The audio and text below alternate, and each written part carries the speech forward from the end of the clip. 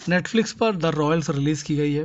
प्रश्न यही है कि सीरीज़ कैसी है ये सीरीज़। तो भारत पाकिस्तान का युद्ध चल रहा है, भारत पाकिस्तान की मैया को चुनौती दे रहा है। क्या इसी बीच में ये सीरीज़ देखने वाली है, देखने लायक है? तो मुझे सीरीज़ में कुछ भी इंटरेस्टिंग नहीं लगा। रॉयल्स सिर्फ नाम के रॉयल्स हैं। तो मोरपुर के महाराजा अविराज सिंह यानी ईशान खट्टर के पिता मिलिंद सोमन जो है मरते मरते अपनी वसीयत में पैसे को छोड़कर, मतलब आर्थिक संपत्ति को छोड़कर, और जैसे और चीज़ें, महल हो गया, उससे संबंधित और चीज़ें, एक आध दो महल और भी हैं, तो इन चीज़ों कैश को छोड़कर, यानी 850 करोड़ रुपए का कैश छोड़कर और सारी चीज़ें अपनी माँ, बीवी, बच्चों में जो है बांट दिया है। तो और अमाउंट जो है 850 करोड़ का अमाउंट है वो किसी मॉरिस के नाम पर कर दिया है, जिसको मॉरिस को कोई नहीं जानता। तो अब पैसा तो मिलेगा नहीं, क्योंकि किसी मॉरिस के नाम पर है, इसको कोई नहीं जानता। और जो महल और चीज़ें जो हैं, वो उन सारी चीज़ों को राजा साहब जो है उन पर लोन ले रखा है। तो सोफिया जो है वर्क फॉर पोटैटो की सीईओ हैं, तो जो कि हॉस्पिटैलिटी में नंबर 1 है। मतलब पुराने महलों को रेनोवेट करती हैं, रंगाई पुताई करके होटल में कन्वर्ट करके अपना भी पैसा कमाती हैं और दूसरे को भी पैसा कमाती हैं। तो लोन चुकाने के लिए मोती बाग के महल को रेनोवेट करके उससे पैसे कमाने के लिए सोफिया को सौंपा जाता है। बस यही स्टोरी है।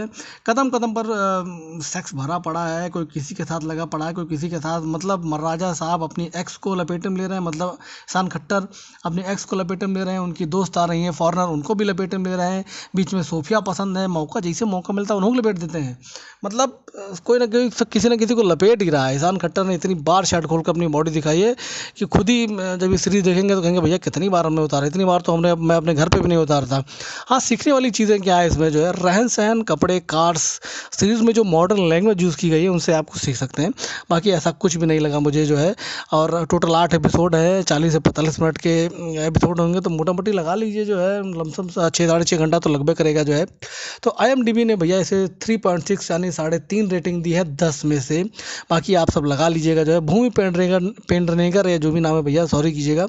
तो सीरीज़ में खुल्लम खुल्ला सपोर्ट किया है एक्टिंग में, और जीनत अमान जी ने भी का भी रोल है। साक्षी तंवर ने महारानी के रोल में अच्छी एक्टिंग करी है। बाकी सब खुल्लम खुल्ला है। मुझे समझ में नहीं आई सीरीज़। रॉयल बनने के चक्कर में इनकी माँ के लड़के जो है बिगड़ गए हैं। बाकी सब आप पर है। लाइक सब्सक्राइब करना प्लीज़ मत भूलिएगा। आपका एक लाइक आपको डिसअपॉइंट नहीं करेगा, ये मेरी गारंटी है। तो प्लीज़ लाइक सब्सक्राइब जरूर करिएगा।